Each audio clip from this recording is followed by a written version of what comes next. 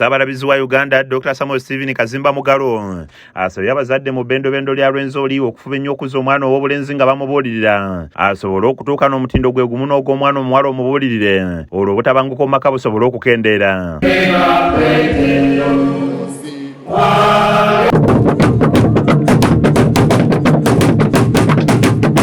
Ono okwogera binasinzidde ku kanisa ya St. Paul Cathedral mu bitundu eby'e Kasese ku lugendo lw'ennaku ennya lwagenda okumala mu bitundu eby'e Kasese ng'alambula obulabirizi buno era ng'ono yaniriziddwa ebikumi n'ebikumi by'abakristaayo abadde bamulindiridde mu disitulikiti eno ey'e Kasese.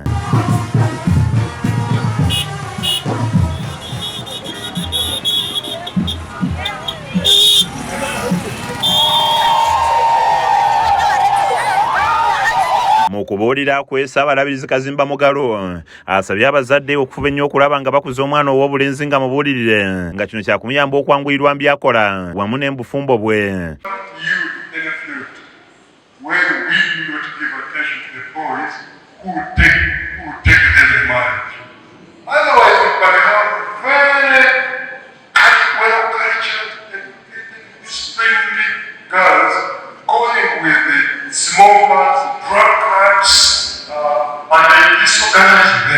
Ono asimye abakristaayo ab'ebibiina okuli ekya Mothers ne Fathers Union olw'okwagala n'omukwano gwe beeraga kyagamba nti kikuuma ekkanisa ng'eri wamu.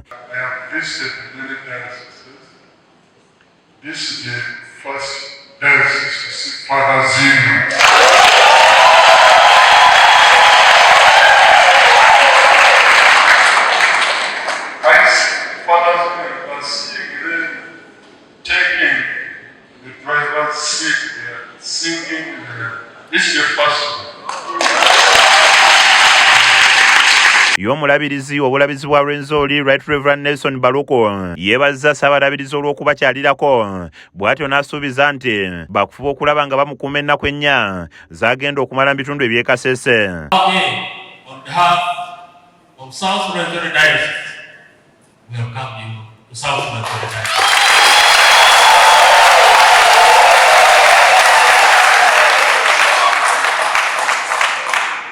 God bless. Thank you so much for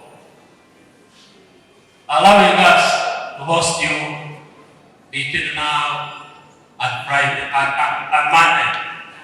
We thank you so much for the schedule. Ssaabalabirizi KAZIMBA Mugalo asuubirwa okusima omusingi okussa n'okussa ettofaali mu makanisa agali mu disitulikiti ey'e Kasese ebbanga ery'ennaku ennya lyagenda okumalayo. Mutabali Moses yakusakidde eggulire lino ku Lwaki TV aga leero.